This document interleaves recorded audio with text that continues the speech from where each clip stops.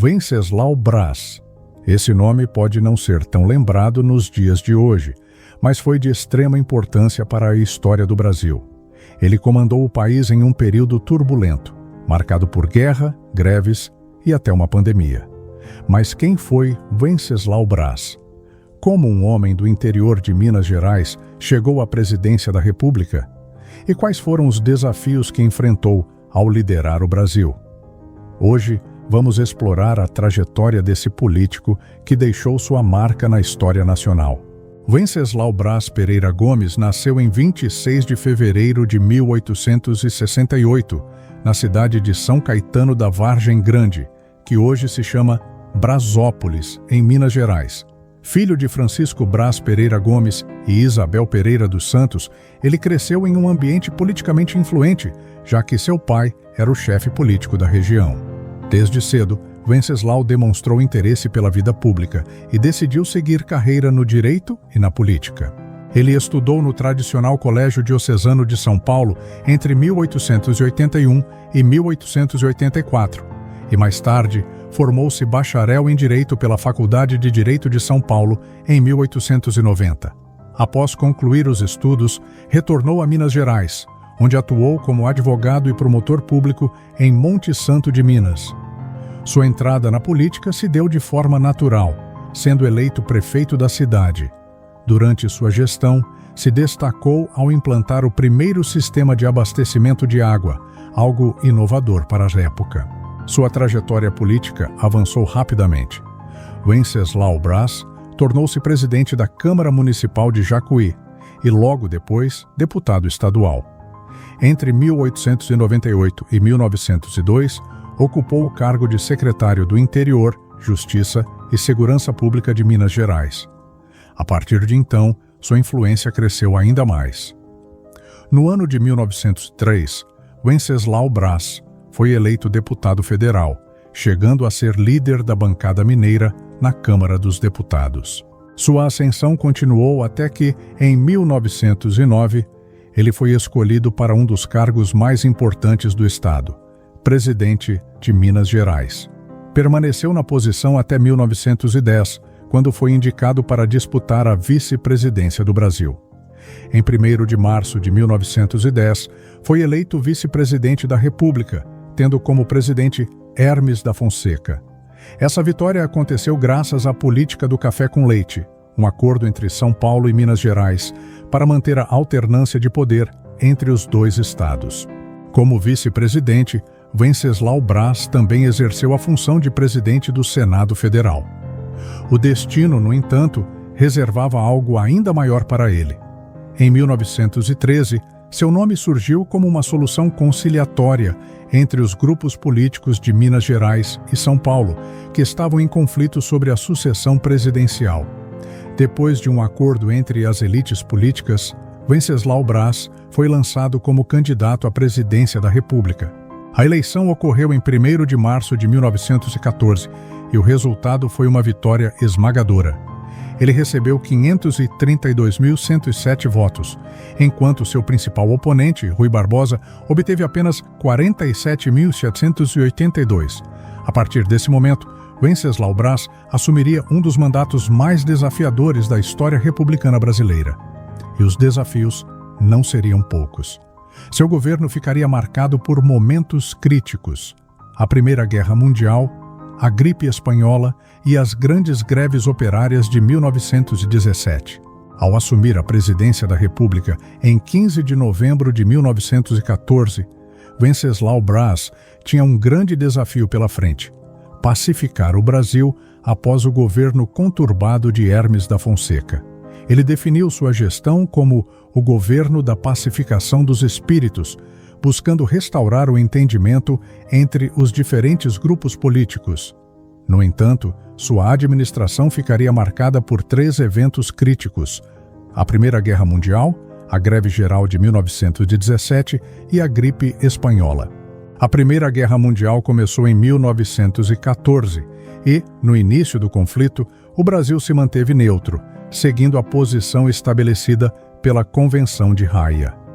A neutralidade era estratégica, pois o país possuía relações comerciais com os dois lados da guerra. A Alemanha era um dos principais parceiros comerciais do Brasil, ao lado da Inglaterra e da França. O governo brasileiro queria evitar restrições à exportação de café, o principal produto da economia nacional. Porém, a situação mudou drasticamente em 1917. No dia 5 de abril, o navio Paraná, que transportava 60 mil toneladas de café, foi torpedeado por um submarino alemão perto da costa da França. 3 brasileiros morreram no ataque, gerando uma onda de indignação no país. Esse não foi um caso isolado. Outros navios mercantes brasileiros também foram alvos da Marinha Imperial Alemã. Diante dessa agressão, Venceslau Braz rompeu relações diplomáticas com a Alemanha e, no dia 26 de outubro de 1917, declarou guerra às potências centrais.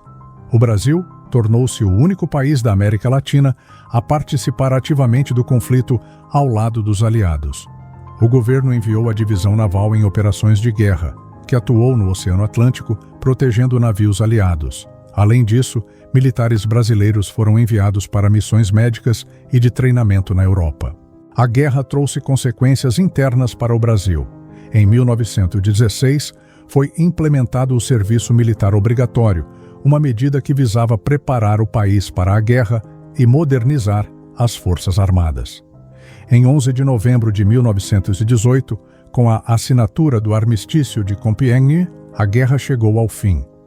Como país participante do conflito, o Brasil garantiu assento na Conferência de Paz de Paris, que resultou no Tratado de Versalhes. Além disso, tornou-se um dos membros fundadores da Liga das Nações, a organização que precedeu a ONU. Mas a Primeira Guerra não foi o único grande desafio enfrentado pelo governo de Venceslau Braz. No mesmo período, o país viveu um intenso crescimento da industrialização.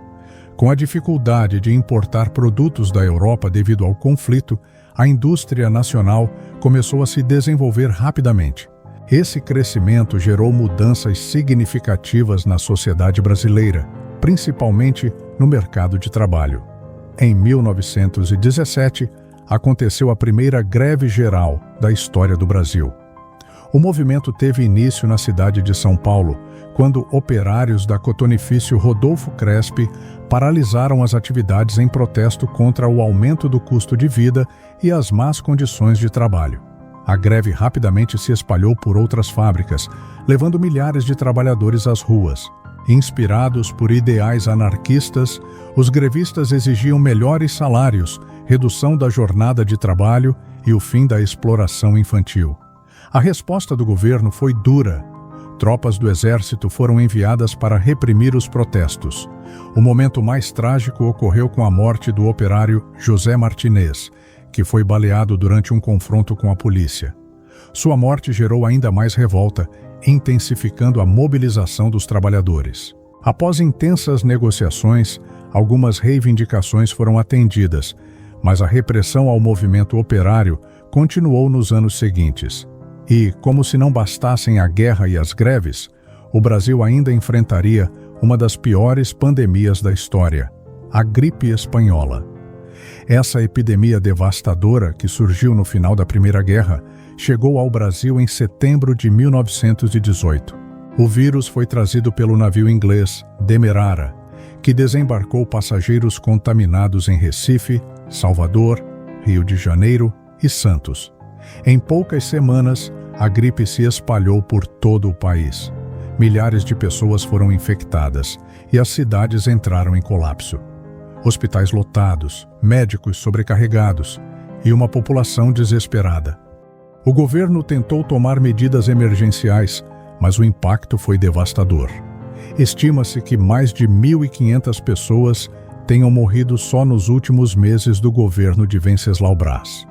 Com tantos desafios enfrentados ao longo de seu mandato, Venceslau Braz chegou ao fim de sua presidência em 15 de novembro de 1918. Seu sucessor, Delfim Moreira, assumiu o cargo em meio a um país que ainda sofria os impactos da guerra, das greves e da pandemia. Após deixar a presidência da República em 15 de novembro de 1918, Venceslau Braz retornou a Minas Gerais e decidiu se afastar da política. No entanto, isso não significava que ele deixaria de contribuir para o desenvolvimento do país. Ele passou a se dedicar ao setor empresarial, especialmente à Companhia Industrial Sul-Mineira, que havia fundado em 1912, ainda antes de se tornar presidente. A empresa era voltada para a indústria têxtil, setor que crescia no Brasil, impulsionado pelas dificuldades de importação durante a Primeira Guerra Mundial. Mesmo longe da política, Venceslau Braz manteve sua influência como uma das grandes figuras do cenário republicano.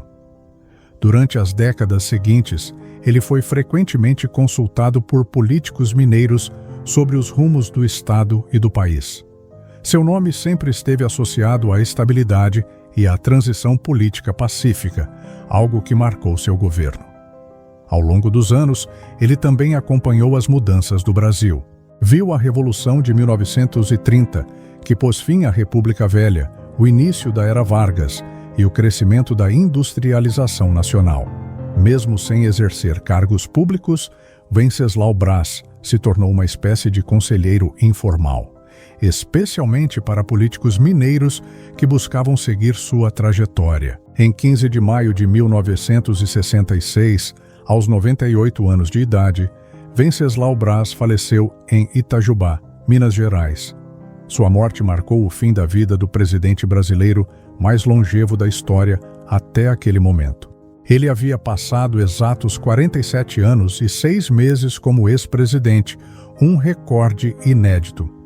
Seu sepultamento reuniu mais de 20 mil pessoas, um reflexo do impacto que teve na política e na sociedade brasileira. O reconhecimento por sua trajetória veio não apenas em homenagens e discursos, mas também na geografia do país. 4 cidades receberam seu nome: Venceslau Braz e Brasópolis, em Minas Gerais, Venceslau Braz, no Paraná, e Presidente Venceslau, em São Paulo. Essas cidades mantêm viva a memória de um dos líderes mais importantes da Primeira República. Ao olharmos para a trajetória de Venceslau Braz, vemos um líder que enfrentou momentos difíceis com firmeza e que soube equilibrar interesses políticos para garantir a estabilidade do país. Foi um presidente que precisou tomar decisões difíceis, seja na entrada do Brasil na Primeira Guerra Mundial, no combate às greves ou no enfrentamento da gripe espanhola. Seu governo ficou marcado por esses grandes desafios, mas também pela modernização da política e da economia nacional. Se você assistiu até aqui, diga nos comentários o que achou dessa história. Você já conhecia Venceslau Braz? Qual aspecto de sua trajetória mais chamou sua atenção? E não se esqueça, se gostou deste conteúdo, se inscreva no canal Rádio Miura, deixe seu like e compartilhe este vídeo com mais pessoas que gostam de história. Aqui, sempre trazemos conteúdos sobre as personalidades que moldaram o Brasil. Até o próximo vídeo.